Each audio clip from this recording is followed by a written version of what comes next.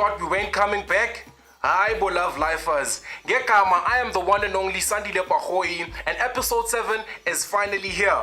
I hope you are just excited as I am to be bringing you content that will help you to make better life decisions, but also to share amongst friends, because who knows, Iskim Sako could use the gospel we preach in this show. So Mdasekaya, click that subscribe button over there and let's get to 1,000 followers by the end of March. The theme for today is Sti and Condom Awareness. As you know, we are still in the month of love and we want to encourage you to play it safe, fam.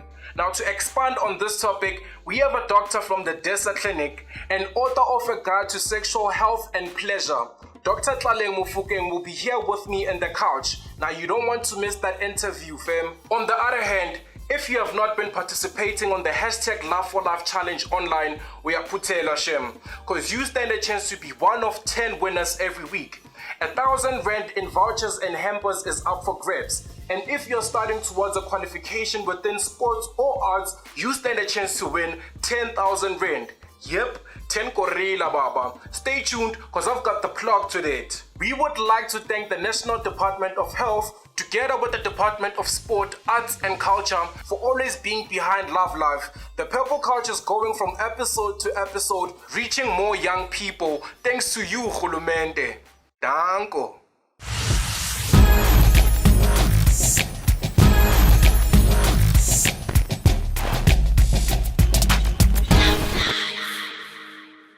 I done told you about the exclusive interview with the Dr Tlaleng Mofokeng, aka Dr. T, a South African medical doctor, a women's rights activist, a sexual reproductive health rights activist, and a United Nations Special Rapporteur. Dr. T, thank you again for gracing us with your presence in the Purple Couch. Welcome. Thank you so much. Thank you. Thank you. And how are you doing today, Doctor? I'm doing okay. I think under the circumstances, I'm quite excited by going back into clinical practice and focusing on sexual health. And yeah, I'm quite good. And you? I'm very fresh. I'm actually honored to be in your presence. Oh, thank you, man. Thank you. Now let's just get straight into it. I want to start with the SRH, the Sexual Reproductive Health.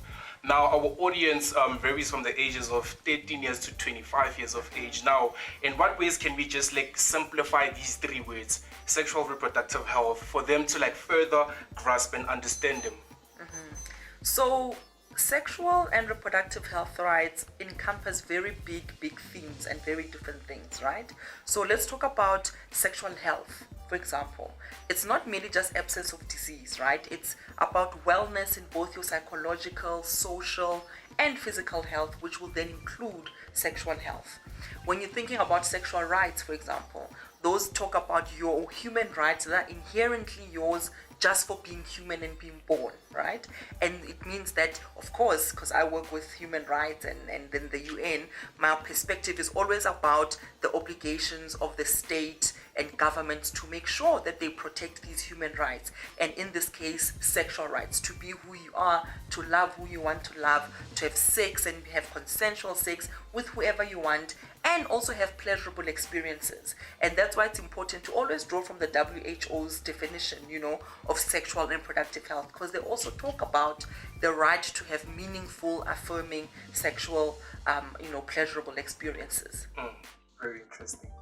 Now, not so long ago, beginning of this month, February, we had the Sti and Condom Awareness Week.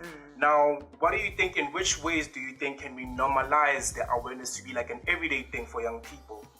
So firstly, we need to be honest with young people, right?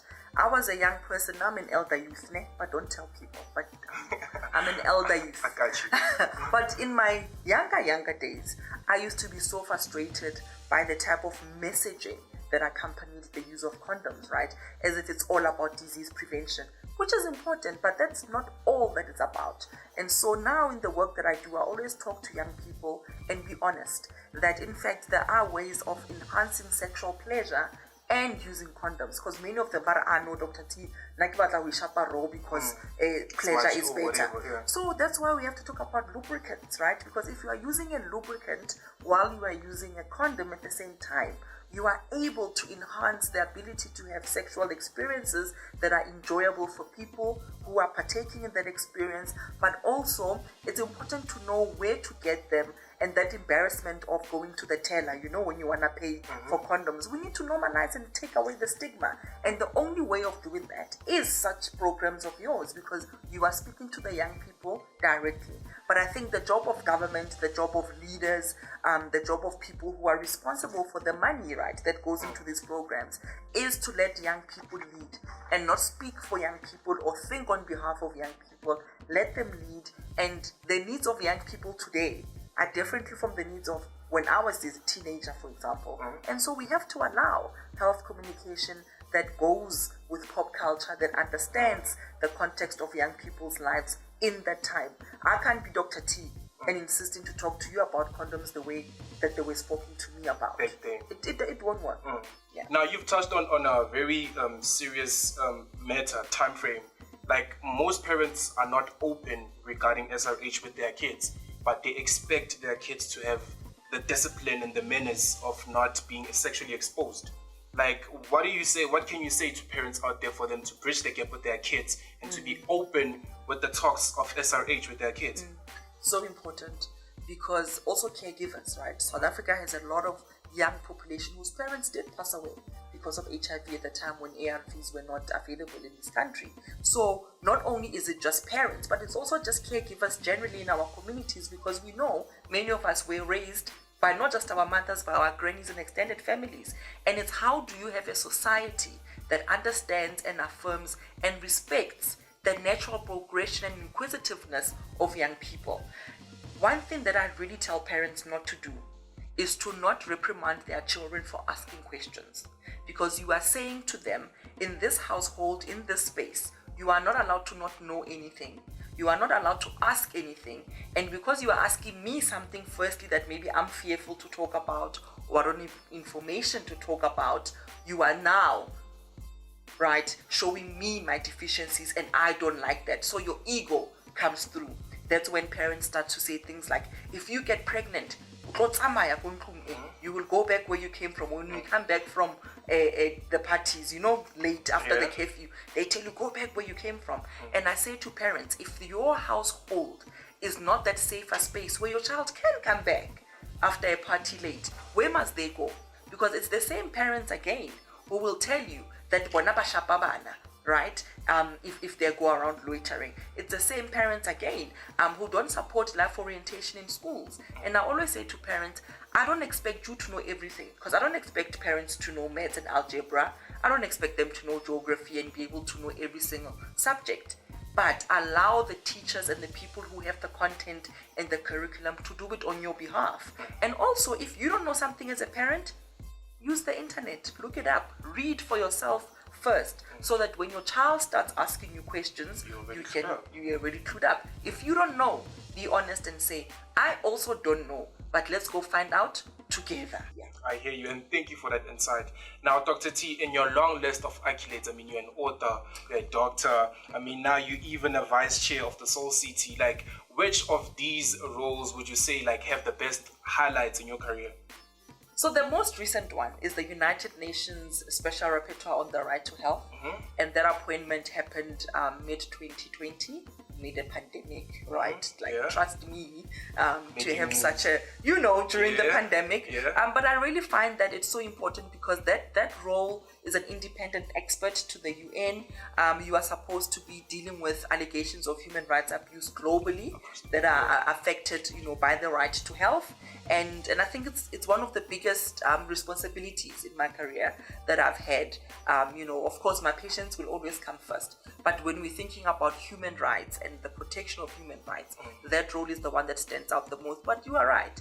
I do sit on a couple of boards, in the country and globally as well. Some of them, again, are looking at health communication. Some are looking at feminist, academies. Some are looking at accountability and doing the scoring around the different SRHR, thematic areas.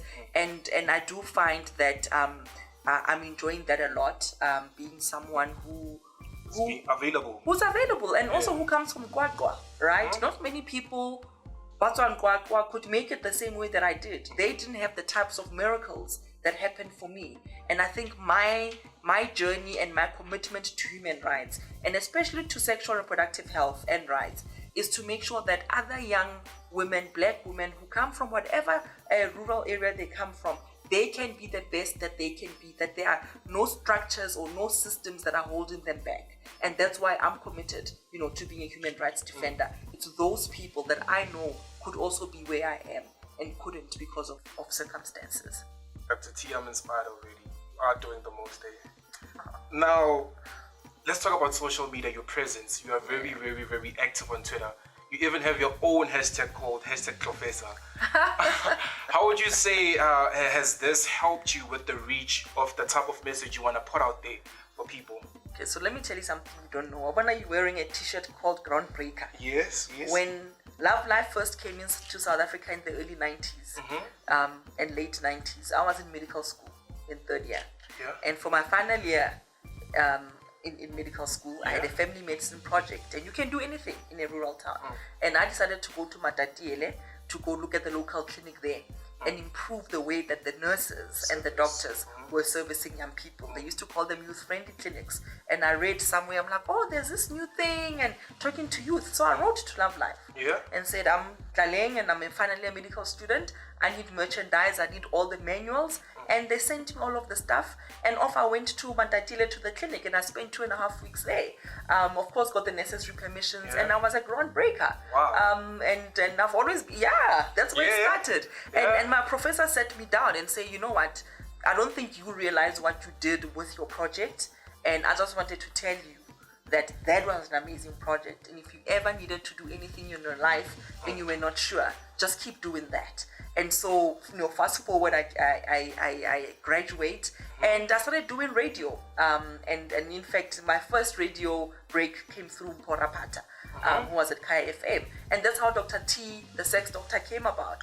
And it culminated, again, like you are saying, in this book. And the Klofesa, and so I say everyone who has read my book graduates, right, with that new knowledge. And I'm of course, the chief Klofesa, but everyone else is a Klofesa too, because it's about sharing, it's about learning, it's about creating that safer space, even if it's online. Because a lot of online content and the activity of young people online, it's always seen in a negative way. Don't go on social media, it's dangerous if you do that. But I'm saying, how about we teach young people cyber intelligence? How about we teach young people how to take news in a safe way? Because there'll never not be a time anymore where young people don't have cell phones and are taking their own photos and sending it to each other. They need to know about the laws that govern social media and sharing of such content. They need to know how to do that safely, because now there's online dating. House and game like house number 5 yes or no. Those days are gone. Now everything is digital, so we need to focus on improving the digital resilience of young people and not just paint social media as bad. I was able to do the work of Dr. T, the sex doctor, now the Klofesa, because of social media. And in fact, I've lectured in Johns Hopkins about building trust one tweet at a time, because they were just fascinated, about this doctor who's doing such sex positive and digital platforms. Exactly, in digital platforms. So it does work, but you have to be intentional about it and keeping to your core ethics as a medical doctor and your professional standards. Shout out to you, and I definitely hope with young people are listening out there, we gotta smarten up the way we use the socials and know what these digital platforms are for. Now, not so long ago, Dr. T, you were at ipis.org and you had an interview, a conversation regarding abortion. And now the question I'm about to ask you, in which ways do you think we should narrate the conversation of abortion in townships, whereas in townships there's a whole lot of stigmas and discriminations upon abortion? So it's very important to talk about the type of information that's available and that's out there.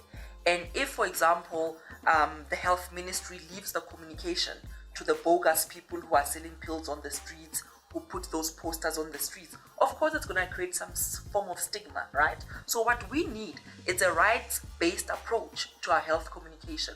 We need to tell women and young girls and anyone with a uterus and the ability to fall pregnant that in fact in South Africa right now, you have a right to go to a nurse or a doctor or any public health facility and tell them that for whatever reason, you are unable to carry this pregnancy to term and they're supposed to help you. The issue of abortion is about the doctor and the patient, or the nurse and the patient. It's none of anyone else's business. But of course, the myths, the misconceptions around it are left, and if there's a space in the vacuum, it gets filled. So we need to fill and take back that space with credible information, with research-based information, and that's why I always tell people I'm an abortion provider. I'm Dr. Tlaleng and I'm an abortion provider because I'm not ashamed of my work. And that's where it starts. If I can speak about my work without stigma, then the patients who need me at least will be affirmed to know that in fact there is a Choice on Termination of Pregnancy Act in South Africa. I should be treated with respect and dignity at the clinic. I should be given confidentiality, and if for whatever reason I can't be assisted, I should be given a referral letter. But if I'm talking about my job in a stigmatized manner, I'm ashamed to even say who I am and what I do, then of course the people who need the service are going to already think there's something wrong that they are doing. And I can tell you now, the self-judgment and the self-loathing are the worst, which is why we do counseling, we take time with the medical history, medical examination, even before we do the procedure, so people understand that they can rid themselves of that shame that is brought about either religion or cultural reasons, and society as well. Societal norms. Dr. T, information from I'm very thankful for it now. I hope you famata, because when we come out of here, now on towards like before I ask my last question, like there's a saying we tend to use in the office, which goes like silent moves, loud results.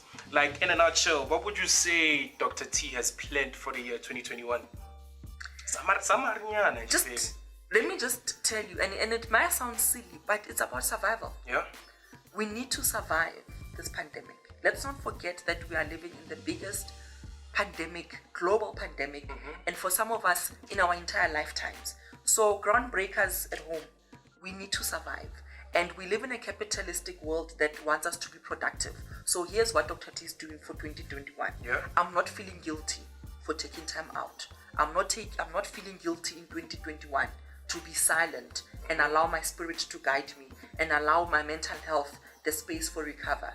And if I remain silent but I need others to hold my hand, I will tell my friends, I will tell those who are close to me. That's why I believe in social support and families that can support each other, that are safer spaces. Because there may be things that as Dr. T, I feel I just need to take time out. But if I feel guilty, who's going to take off my patients? I can't. What happens? I burn out. I become emotionally unavailable to my patients, and the whole thing goes haywire. So 2021, we have to survive, but we have to be intentional and kind to ourselves. And take those breaks, the time out. Take the time out. Yeah, now, correct me if I'm wrong. It's at Dr. Tlaleng at Twitter, right? Yes, at Dr. Tlaleng on Twitter, as well as Facebook, Instagram, and it's Dr. Tlaleng Mofokeng on Facebook. Yeah, now my last question here, Doctor. What would your word of advice be to young people who are not seeking contraceptives and SRH information or services? Who are seeking it. Who are not seeking Who are not seeking it. Yeah. So firstly, they need to know that they do have these rights. And a lot of them are not seeking these services because they may have some experience, They may have heard, and I always say this to doctors and nurses, don't forget that when you are assisting communities, when you are out for lunch, ubua kabona, people hear you, but that clinic you can't trust them because here they are, So I think it's very important to realize that as health workers, it's our job to make sure that our patients feel cared for and that they can trust us, right? And that's what it is. If you can't build trust and you are not transparent, there can never be a sense of justice or accountability, and patients know that. So if there's a community, and the groundbreakers did the research to say, there's a need here, a contraception, there's an unmet need here, Mara, you set up this clinic and no one comes. and the statistics don't match that research need and the demand, you must ask yourself, what is structurally keeping people away from here? Do we need to educate our healthcare providers in ethics? Do we have to keep updating them on human rights? Maybe the person was suggestion box, the one that's in charge, the matron, usually it's the matron in the clinics. Maybe kena atsibang hore yo ko kerekeng kena a preachang first about young people who need contraception. Kena a preachang ka young people who require abortions. So no wonder young people don't come to the clinic, because she's the same mamuruti or the pastor's wife or mewasi aparo in the community who's respected, who's saying that in the pulpit. So and that's why I love sociology so much, right? That everything is connected. Everything is connected in the community. And don't take that for granted as groundbreakers. Go out and find out if your local police station is doing what it's meant to do. Because remember, even post-care support, what do you require? Emergency contraception. You require access to post-exposure prophylaxis. All of those things are important. And you may find that in that one community, there's a very high incidence of rape. And so the young women are already feeling ashamed of what happened to them, because we live in a society that blames us for the violence that happens onto us. And so people may not be staying away because they don't know, they don't want to. Because even if they don't know their rights, but flu someday, but headache, and they may come to a clinic just for a headache. And that's why I love community clinics, because when a woman comes in for a headache, give Muta other questions. How are you? Are you good? Are you good?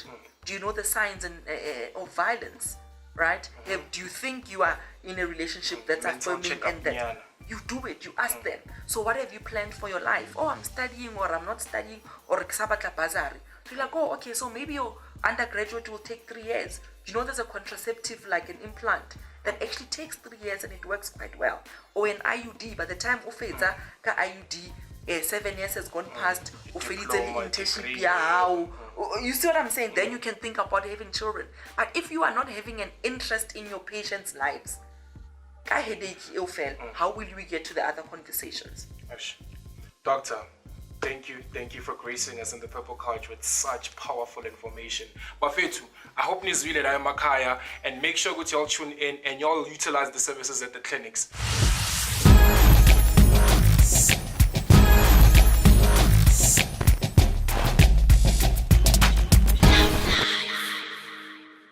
Mina sengifuna ukushaya around kancane. The streets are buzzing.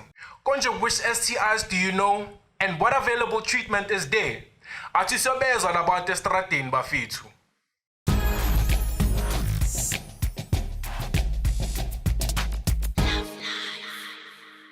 Hi guys, my name is Zanele Paikula. I'm from Entlanzane region, sports groundbreaker. So today I'm asking people in the street about STIs. So hi, what is your name? My name is Tabiso. I'm good, thank you. What STIs do you know? I know HIV, drop, and chlamydia. Okay, from the STI that you just mentioned now, can you please tell me the treatments? You have to go to the clinic. If you have the STI, you have to go to the clinic and you get antibiotics, and you have to finish the full course.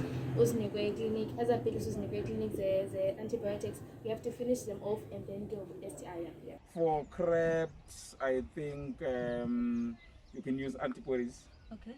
And then for herpes, I think that one, I think there's no treatment for it. Okay, thank you very much for your view. For HIV, I know that it's ARVs, but for drop, I think it's antibiotics, and other people use traditional medicines, imbita. Okay, thank you very much. And for chlamydia, I'm really not sure. Okay, thank you very much.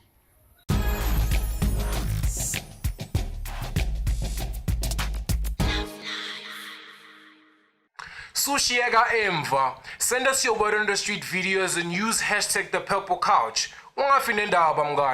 As much as we go to the clinic to go get tested and use condoms, we do have to move gancane, right? Did I not tell you I'm the plug vandag? I'm about to hit you with some facts as I hit you with some jabs, demonstrate a few exercises, and explain why exercising is a no-brainer. Top 3 facts why exercise is a no-brainer. It improves your quality of sleep. It reduces the feelings of anxiety and depression. It improves your memory and brain function. An extra fact, nyana, is of course you work towards getting your dream body. Nani niyazi batini out here in them streets. Bati hashtag Fetch Your Body 2021. And I chose to be active with these 3 simple exercises.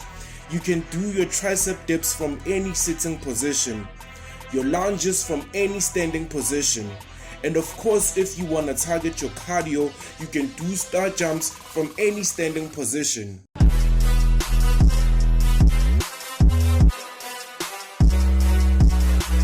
Join me bangani as I hlasela mafutha kancane.